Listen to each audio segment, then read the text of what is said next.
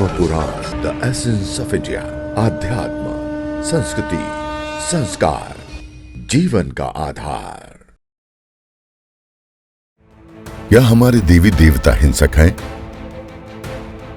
यदि नहीं तो हथियार क्यों रखते हैं? मित्रों, धर्म पुराण में आपका स्वागत है।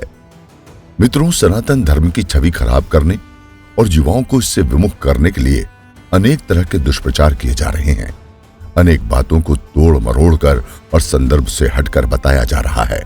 इसका मकसद सनातन धर्म की नई पीढ़ी को गुमराह कर उन्हें अपनी सांस्कृतिक जड़ों से काटना है। भारत की संस्कृति अभी तक इसलिए सुरक्षित है क्योंकि यहाँ के लोगों की जड़ें इसमें है। जिस भी देश में लोग अपनी संस्कृति से कट जाते हैं वे नष्ट हो जाते हैं।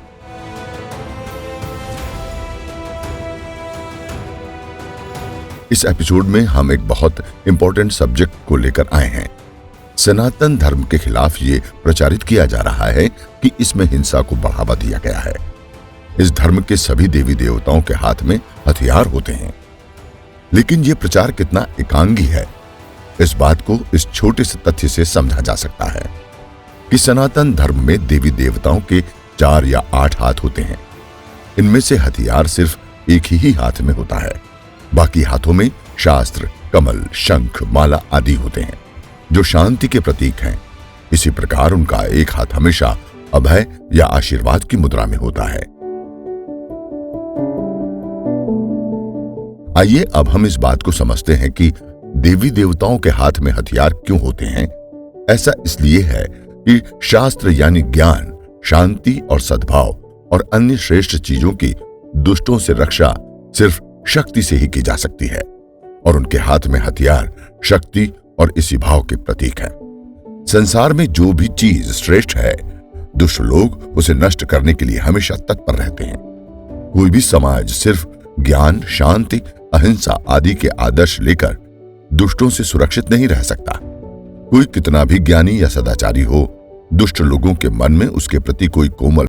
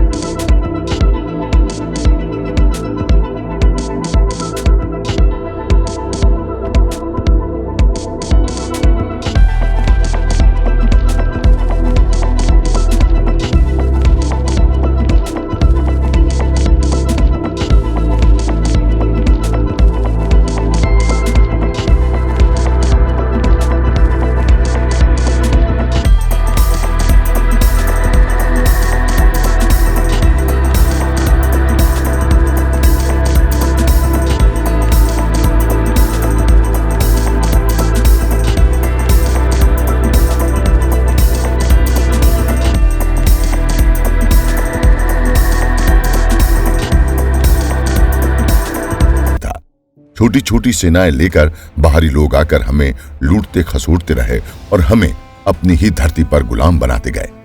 हम न जाने कैसे श्रीमद् भगवत गीता के संदेश को भूल गए। हालत यहां तक आ पहुंची है कि महाभारत के एक महान श्लोक को भी तोड़ मरोड़ कर पेश कर दिया गया। ये श्लोक है, अहिंसम परमो धर्मः, धर्मः हिंसा तदैव च। इसका अर्थ है, अहिंसा परम धर्म है। धर्म की रक्षा के लिए हिंसा करनी पड़े तो यह हिंसा उससे भी बड़ा धर्म है। लेकिन इसकी सिर्फ एक अर्धाली को बताकर दूसरी अर्धाली को नहीं बताया गया। सिर्फ इतना बताया गया कि अहिंसा परम धर्म है। अहिंसा की इस तरह व्याख्या की गई कि उसके अर्थ का अनर्थ ही हो गया। इसका अर्थ ऐसा कर दिया गया कि कुछ भी हो जाए, किसी के साथ हिंसा करना ही नहीं है। कोई आपके घर आकर आपका सब कुछ लूट कर ले जाए तो ये कहकर संतोष करना है कि हमारा क्या ले गया, हम न कुछ लेकर आए थे और न कुछ लेकर जाएंगे।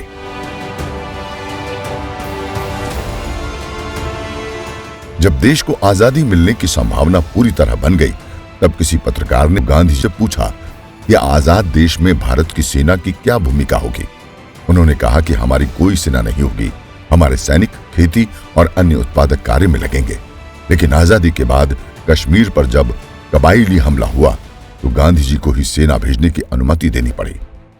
उन्हें समझ आ गया था कि देश आदर्शवादी सिद्धांतों पर नहीं, व्यवहारिक सिद्धांतों से चलता है।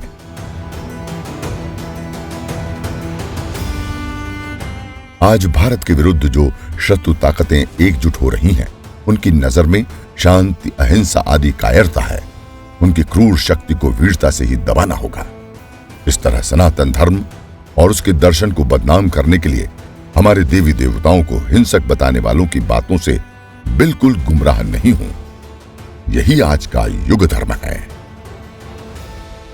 देखते रहिए धर्म पुराण। यदि आपको ये वीडियो पसंद आए तो कृपया लाइक करें, सब्सक्राइब करें और बेल आइकन को जरूर क्लिक करें।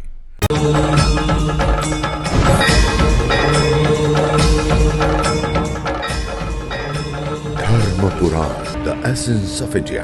आध्यात्म, संस्कृति, संस्कार, जीवन का आधार।